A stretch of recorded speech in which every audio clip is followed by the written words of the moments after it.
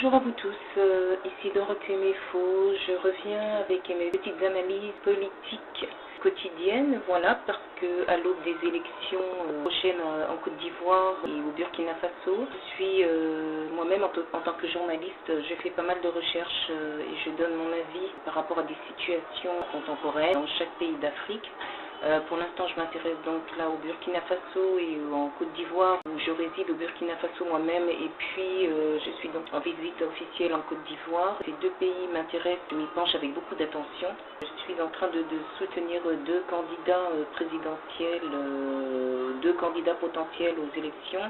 Jean-Baptiste Natama, que je soutiens au Burkina Faso, puis l'excellence Alassane Ouattara, voilà, que je soutiens ici pour la Côte d'Ivoire. Je suis en train d'écrire un article de presse sur Jean-Baptiste Natama, le candidat que je soutiens au Burkina Faso. Voilà, pour les raisons suivantes, c'est que c'est un homme qui a des idéaux, qui a un idéal, qui a un projet de société bien précis, qui est un humaniste, panafricaniste et un universaliste confirmé, et qui mise beaucoup sur la jeunesse. Et donc je m'intéresse à cet homme-là parce qu'il a un parcours, il y a un cursus impressionnant, ancien militaire qui a été décoré, il a démissionné de l'armée. Maintenant, en tant que civil, donc c'est quelqu'un qui a servi l'Union africaine, et c'est quelqu'un donc qui connaît bien l'Afrique, un vrai patriote, qui aime sa patrie, qui aime le Burkina Faso. Je lisais une interview de Jean-Baptiste Natama, qui a accordé une interview pour Burkina 24, et donc il parle voilà, de l'Afrique qui se porte assez bien. Moi je dirais que l'Afrique se porte mieux. Comme dit Jean-Baptiste, il y a des performances économiques qui sont plutôt positives dans bien des pays. Moi je pense, je suis tout à fait d'accord avec lui, sachant que l'Afrique, il faut être réaliste aussi, il y a encore bien des guerres et des conflits en Afrique qui ne sont toujours pas réglés. Bon, le côté positif, c'est qu'il y a un redémarrage de l'économie dans certains pays, et qu'on parle de renaissance africaine. J'aime pas trop le terme renaissance africaine, je dirais plutôt qu'il y a un redémarrage économique. Ça serait peut-être beaucoup plus réaliste de dire ça qu'une renaissance, qui fait que moi, pour ma part, je considère que l'Afrique ne renaît pas, mais fait repartir une économie. Elle a beaucoup souffert pendant plus de 400 ans. Là, elle est plutôt, selon les contextes économiques, dans un redémarrage, un redéveloppement, dans des reconstructions. Jean-Baptiste parle aussi de la Constitution. Alors j'ai un avis sur la question. La Constitution qu'on a depuis quelques années essayé de tripatouiller, comme en République démocratique du Congo, article 27 je crois, donc au Burkina Faso avec Blaise Compaoré, qui a fait que ça a déclenché un soulèvement de la foule pour faire chasser Compaoré, voilà. Je pense que la Constitution doit être, je suis d'accord avec Jean-Baptiste, que la Constitution doit être respectée en Afrique, puisque je pense que à partir du moment où on commence à déverrouiller des articles qui ont été verrouillés dès le départ, je pense qu'il n'y a plus de respect par rapport à la Constitution qui a été rédigée. Donc c'est très important que les chefs d'État puissent se soumettre à ça, et que quand on fait une limitation de mandat présidentiel, on doit respecter ça, et je considère que 2 mandats présidentiels c'est bien assez. Comme dit Jean-Baptiste, en effet, changer faire une passation de dirigeants, c'est permettre au pays de repartir avec un sang neuf, avec de nouvelles aspirations, de nouvelles idées qu'on peut mettre, qui peuvent être mis en avant. Voilà, donc à partir du moment où un chef d'État reste sur le trône jusqu'à la fin de sa vie, je considère ça comme un abus de pouvoir et donc ça ne laisse pas la liberté au peuple de choisir son destin. Je pense aussi que un candidat qui se présente aux élections présidentielles, c'est une chose. Chaque candidat a des perceptions de société, des espoirs, voilà. Je crois sincèrement que si, pour ma part, c'est un avis personnel, d'écrivain, de journaliste engagé, je pense qu'un candidat qui n'a pas de programme ou un projet de société précis, je ne vois pas comment on peut élire quelqu'un sans qu'il pose sur la table un programme politique, un programme de société, voilà. Je crois aussi qu'il faut qu'un candidat ait une vision. Je pense que c'est très important la vision. Mandela le disait, un homme qui n'est pas visionnaire, qui n'a pas une certaine vision de l'avenir, je ne pense pas qu'on puisse avoir des perspectives d'avenir sans avoir une vision. Et voilà, donc être politicien, oui, mais aussi être un visionnaire, ça me paraît très très important. Oui, Jean-Baptiste Natama parle de malgouvernance dans son interview, de la faiblesse du leadership politique. Alors là, ce sont vraiment deux mots voilà, qui ont longtemps, je dirais entre guillemets, cancérisé l'Afrique.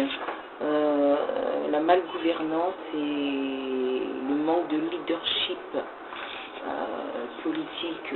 On a pendant plusieurs années manqué de leaders que je regrette, je déplore. Mais bon, aujourd'hui, avec les nouvelles idées, la nouvelle génération, on a de nouveaux entrepreneurs. Je pense qu'en Afrique, c'est l'état d'esprit et la mentalité qu'il faut absolument changer pour passer au prochain millénaire. Je vous dis franchement, ce qui me paraît plus acceptable, c'est la dépendance économique que l'Afrique peut avoir envers l'Occident. Cette dépendance me gêne énormément. Montrons que nous sommes vraiment indépendants et qu'il n'y a plus cette dépendance économique, parce que qui dit dépendance économique dit forcément encore soumission. Et voilà, donc je pense on est dans une ère où il faut vraiment sortir de ça. Il y a encore beaucoup de pays africains qui sont dépendants de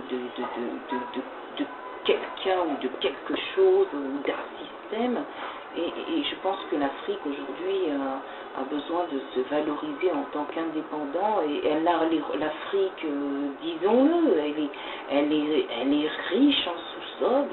Elle est extrêmement riche. C'est un des plus grands continents de la planète qui a un sous-sol riche. Et il est clair que c'est un secret pour personne, il n'y aurait pas d'Occident, de multinationales dans le monde, voilà, si l'Afrique fermait ses robinets.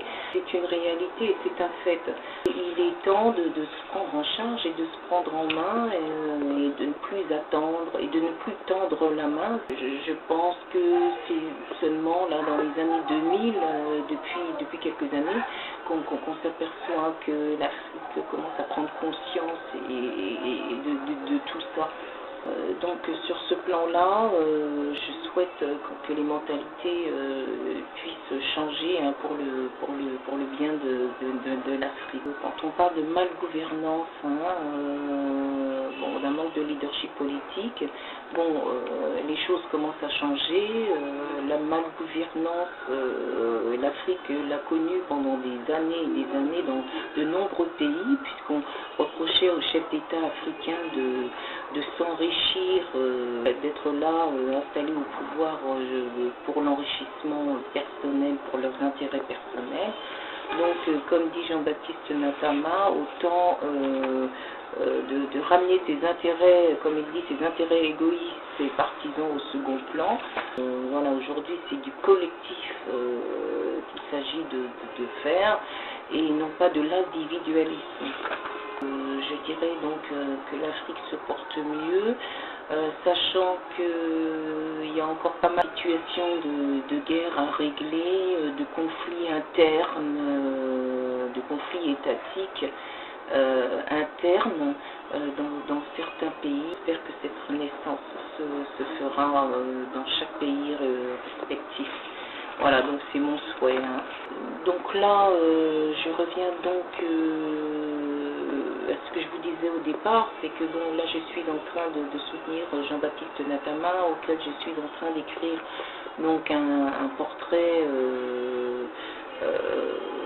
voilà, un portrait politique qui va certainement l'aider dans son parcours actuel. Parce que je considère que tout candidat a besoin de soutien de part et d'autre, dans tous les secteurs. Je suis actuellement en Côte d'Ivoire, à Abidjan. Je suis en train de réfléchir sur l'ancien chef d'État Blaise Compaoré, qui vit ici à Abidjan depuis sa chute. En 2014 et donc je me penche sur le cas de Blaise Compaoré, l'homologue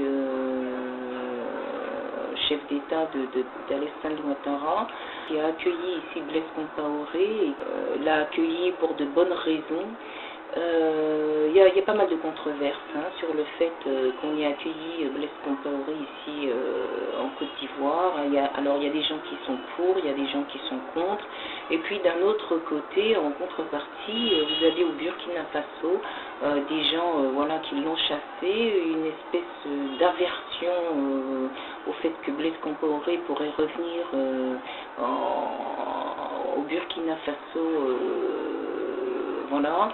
Et puis de l'autre côté, je les ai interviewés moi-même à Ouaga, enfin des gens qui éventuellement seraient en mesure de pardonner à Blaise Compaoré. Donc on a deux situations assez complexes où Blaise Compaoré aurait un pied incertain, on va dire, dans un pays, et puis l'autre pied, je dirais, de Blaise Compaoré est assis voilà, entre deux chaises. C'est justement le titre de mon prochain article. Je vous en ferai part donc sur ma page Facebook et sur la page d'Homme, qui est ma page Facebook de journaliste. Hein.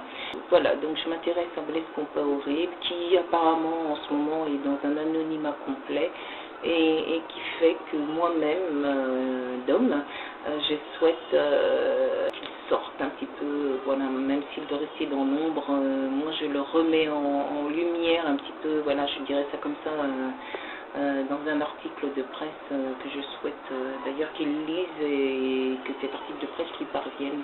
C'est dans le cœur, dans un contexte d'élection que nous sommes ici à Abidjan, comme je vous le disais.